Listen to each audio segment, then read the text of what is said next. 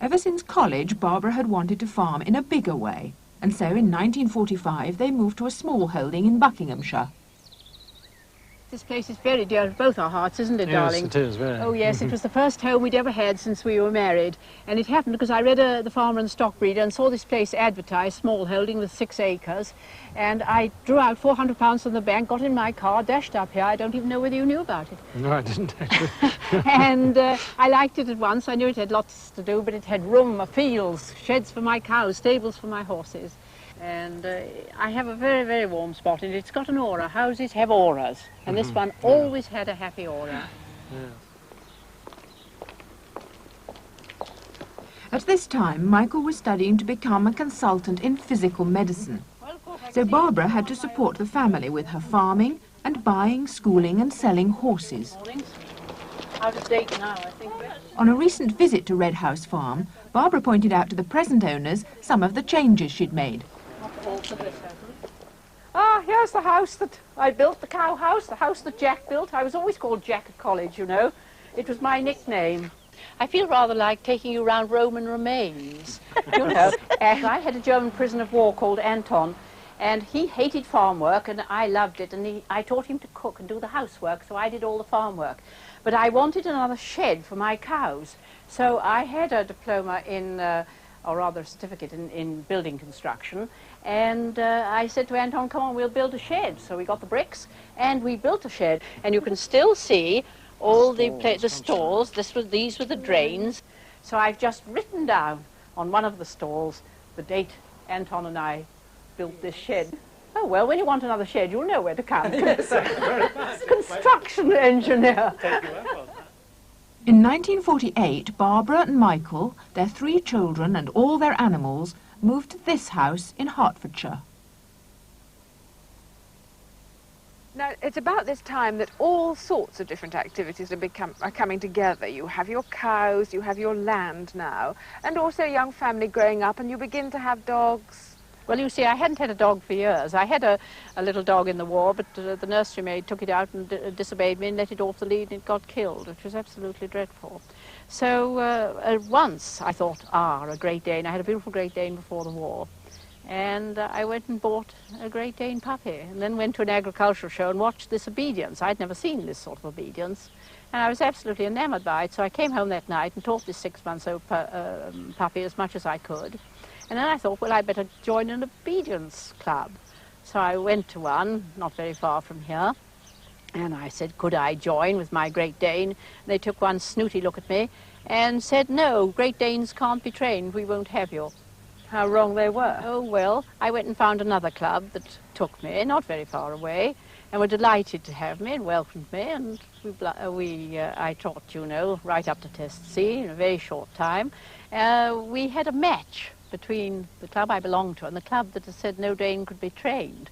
And when, of course, they all arrived, we drew out of a hat what class we should be in and who we should be against. And I drew Test C against the trainer of the club that said Danes couldn't be trained. And boastfully, I tell you, I beat him. Now, Juno was a very special dog, or was it your particular treatment of Juno that made her so good? Well, Juno was a throwout. She was so nervous that she screamed if anybody touched her when she first came to me. She was the most terribly nervous dog I'd ever met. And first of all, I had to teach her to get over her nerves. And then, of course, I obedience trained her to a very high standard. And I just talked to her all the time. She knew at least 250 words and as many actions as you possibly could teach her. But the thing, of course, the main thing was starting my dog training school. I put an advertisement in the paper, which people answered, and then I ended up running 7 schools a week in different places. Are you ready? Forward. You. Don't forget to jerk your dogs. That's right, about turn. Pass them through again. Jerk them if they look at the other dogs. That's right, jerk your dogs. That's right. About turn. Halt. Croxley Green, where much of the early training took place, still exists, and some of Barbara's former pupils live nearby. One of the first was Anne West, who went on to help Barbara for 11.5 years. Well, Anne, do you realise it's very nearly the date that we started my first training class. How long ago was that? Must be, what, 31 years. But it's nice to see two old dogs, isn't it, pottering Well, about isn't the it? common. It takes you back, doesn't it? One's 13 and a half, one's 11, I and gather. the young one. That's a beautiful starting setter, isn't it? it is, Hello, there's Mr. Oh. Crew. Mr. Crew, how nice to see you. You were my first pupil 30 years ago. That's with quite Jumbo, right. your With Jumbo the Airedale. Airedale. He was the clown of the class. He knew it all, but he didn't want to do it. Isn't that it? No, that's right. He'd make the people laugh. I remember once in the retrieve, he got his dumbbell, he stood it on end, he walked round 3 times, looked at you, then he knocked it down, picked it up and came. And yet I've got on film, as you know, a beautiful retrieve by Jumbo, so he jolly well could do it. Very good. Oh, yes. He'd it just was like very to good. cheer things up a bit by doing it a bit differently. Send your dog. In 1956, a national newspaper challenged Barbara to train 25 of the worst dogs in Britain in 5 days. The result was her first residential dog training school, held at Dorien Williams's home, Pendley Manor. So successful were these training sessions that Barbara started residential courses at her own home, so that people from further afield could attend. One of her pupils was Charles Scott Payton. Well, Charles, I think you were one of the most unique pupils. How many courses did you come on? Well, it was certainly 9. I think it could have been 10. But you realise you were the only man on most of the courses. Most of them, yes, that's quite true. Yes. I remember you taking me round and saying, look, you see, every room has its own dog room leading off it. And then you turned round on the crowd of us looking very soulfully at you, and you said, now let us have no foolishness. As soon as I've gone and you get into bed, those dogs will be in bed with you, and I know it. Yes, that's why I made every wall cupboard into That's a right, kennel, put yes. a wire door on every well. That's right, yes, It's with a a very little good idea, catch. actually, Yes, wasn't but it? they didn't want to use it. No, well, I don't know No. whether they did, actually. You never know once the door's shut at night, do you? But I think they were pretty good, because I don't think they'd have come long distances to learn unless they'd wanted to. No. Well, it's lovely to see you again. What have you got now? I've got two rough griffons and a pug I've inherited from an old lady of 84 who died the other day. And George, which is fitted in very well. A lovely dog. Well, I hope you train them even without Oh, food. all my dogs are trained the Woodhouse way. After 3 days at school, owners and their dogs return home. The training they've received will have given them a new mutual respect and understanding, and their future together will be a happy companionship. For experienced owners have dogs that are a joy to all and a nuisance to no one.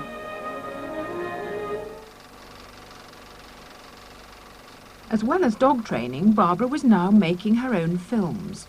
The first one was a home movie featuring Juno as a 3-month-old puppy and her children, Patrick and Judith.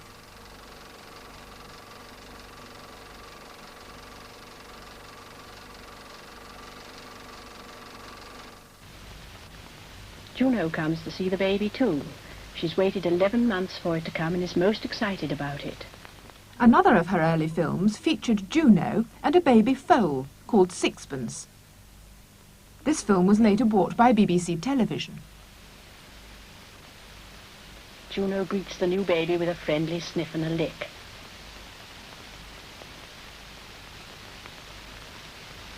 The foal still has its navel string by which it was fed inside its mother's tummy before birth.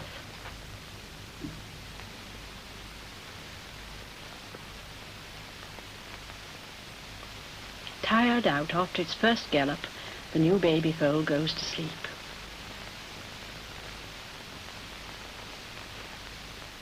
But to begin with, you only made those films for fun, didn't you? Well, you see, nobody offered me any work, really, in the very early days. So I made a film about the birth of my baby foal, and the dog was in it, of course. I filmed her when she was 3 months old with her first training. And I enjoyed watching them. And then I was walking down Regent Street with Juno one day when I saw a brass plate on a door, British Films Limited. So I went in, up the stairs and into the office, and I said, I think you ought to make a series starring my dog. They shrieked with laughter, and they said, Madam, we make films on boilers. I said, well, can't you do anything to help me? And they said, oh, well, we have another company in Soho. So they wrote me a little note, which I took round to Dean Street, and I went up very narrow staircase with my dog. And there was a man coming down, but he couldn't come down because he couldn't pass me and the dog. We couldn't go backwards. So I drove him into the office, more or less, and I gave him this note and suggested that he made films. And he said, give me a day or two. And in a few days he rang, he said, I've been to Maryfield of the Children's Film Foundation, I've got £1,000 and we'll make a film. I'll write the script with you and we'll film it at your home with your 2 children.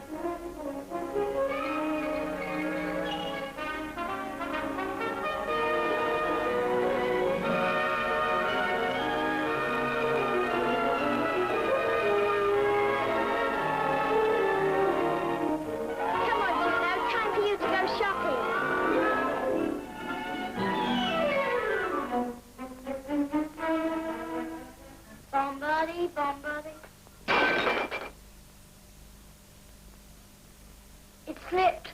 Stupid thing, you'd better wash.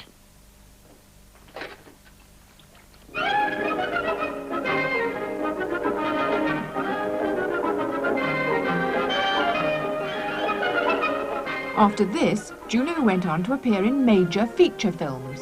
And it was always Take One. In films of Pinewood and MGM's Associated British Theatre, Juno was known as Take One Juno. She never made a mistake. I never taught them anything before they'd worked in films. I just asked the director what he wanted a few minutes before we went on the set, introduced her to the actor or actress she had to take part in, and she did it. She knew so many basic commands. I never trained them because the director might, in the middle, change action, and then you'd have to retrain a dog that you train. Juno, stay. One of the feature films was Make Me an Offer, starring Peter Finch, Adrian Corrie, and of course Juno.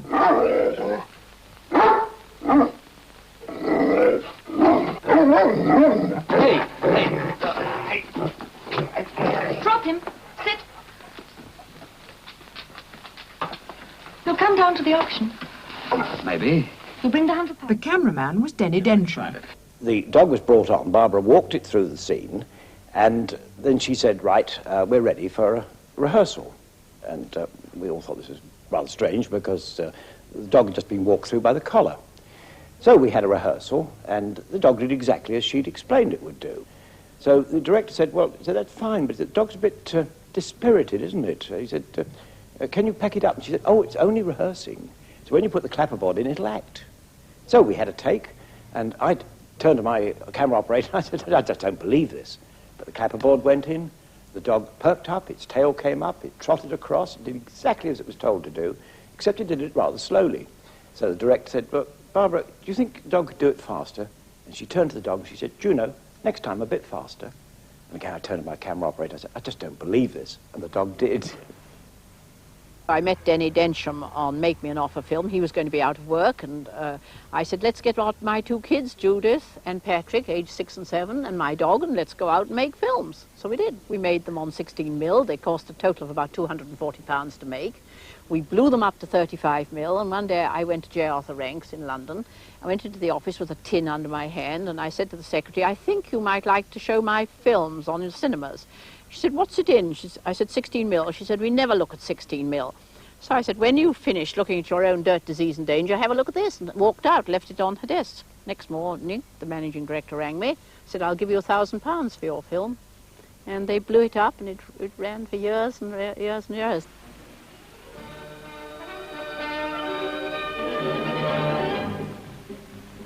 Perhaps this little girl would lend her dolly. I've heard Master say, heaven helps him who helps himself.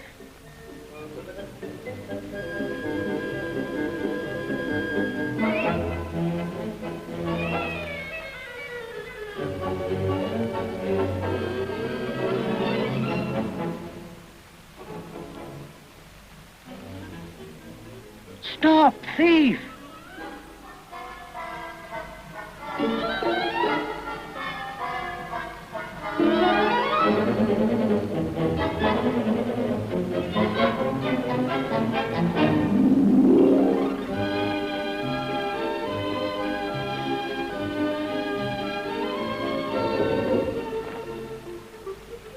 Baby loves the doll, and Juno is pleased. I think they're still entertaining. We starred a baby of 2 in it, and I think that everybody, even today, would enjoy the films. They're amateurish, of course they are. But they were fun at the time. They were fun making them, and I was succeeding in something I wanted to do. Eventually, they ran for 21 years on the cinemas. They were all blown up, and they all got cinema showing. Now, just for the record, how many films and television did your dog star in? Oh, well over 100 films. She was in, she didn't always have the big parts, you know. She had sort of supporting roles in many films, because in the old days they used dogs. They don't use dogs so much nowadays, you know, do they? But no film was really complete if it was a family film, a U or an A film, without a dog of some sort. And of course, I didn't only work my own dogs, you know. All the pupils that I trained, I used to just go to, say, Mrs. Jones and say, can I borrow Fifi today? We want her on television or in a film. They'd lend me the dog. They'd earn about £15, and I'd do all the work. But films or television that we know? Oh, yes, she, Juno, for example, no, I think it was Junior, who acted with David Frost, in David Frost's picture, Frost Over England. Do you remember the one, the Montreux Film Festival? She had to chase John Cleese in that, a tremendous roar as she went after him. He was absolutely petrified.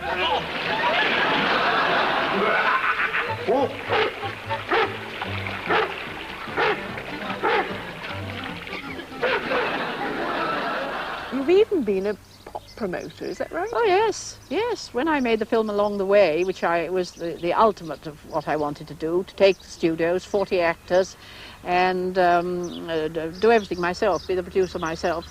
And I wrote the script for Along the Way, and I wanted a nice-looking boy to be the star with my dog. And a friend of mine, who was a big pop star's publicity agent, said he'd seen a boy, he was only 15, down in Sanderstead in Surrey, who had a beautiful voice. Would I like to see him? He was just doing a little private band, you know, in a hotel. And he brought him up, and I trained him. He stayed with me in the house. And the thing he didn't like was being made to walk 3 miles before breakfast with the dogs. But he became Peter Oliver of the New Seekers eventually. Where we can dream about forever, staying close together as two pals should do. Each day will be a holiday as I walk along the way. Wilf Partington and Ray Evans were the manager and the owner of Rayant Studios at Bushy, where the film was made. Yes. How long ago was this now, Barbara? About 12 years, I think. Is it? Somewhere, 10 or 20 years. You want to go? Did it make any money? No. Hope you notice I put myself in every film like Hitchcock. I was afraid of Juno treading on me. And I remember a day when you were shooting here and you got locked out of the stage, a rainy day when the unit didn't want you to interfere anymore. Well, they never wanted me in, I don't think. I think they could have shot the film by themselves. I was just a nuisance value producer, Yes, I I remember coming to your rescue in Melbourne Road and you were very wet and very angry. I should think I was. And we got That's you a lot in. of anger, Yeah. Wilf. I'm very quick with temper. I've got a very quick temper, Yeah, but... it's soon forgotten. Oh, it's soon forgotten, yes. I sacked 2 directors, though, didn't I? Do you remember? One Oh, came and yes, started yes. arguing with me, Yes, so he that's was right, out. Yes, yeah, right And- away. He must have been a very courageous director. That's what I You enjoyed your weeks in the studio, did you? 'Cause I you did and I really- didn't. I thought it was hair-raising, you know. I mean, when you employ 40 actors and a full crew, and not everything went according to plan, I can tell you. But it was what I wanted to do, and thanks to you people, it was really great fun. Oh, It great. got on the cinemas, too. It Oh, went yes. out with Steptoe rides again, and I really enjoyed sitting and watching my own Yes. films, she boastfully. Yes. Oh, that's good. Now, this must all have been very successful, Barbara, because I know that Juno built this house for you. Yes, she did, but I jolly nearly lost it as well, because when I made the film Along the Way, I had mortgaged this house to raise the money to make this second feature, and the bank closed on me, and I hadn't got any money, not enough money to pay for it, but luckily I got paid, and that saved the house. Otherwise, I think I wouldn't have had a home over my head. You took a big risk there. Oh, I took an enormous risk, yes, because we hadn't got money behind us, you know. But then I've always taken risks. I think it's half the fun in life.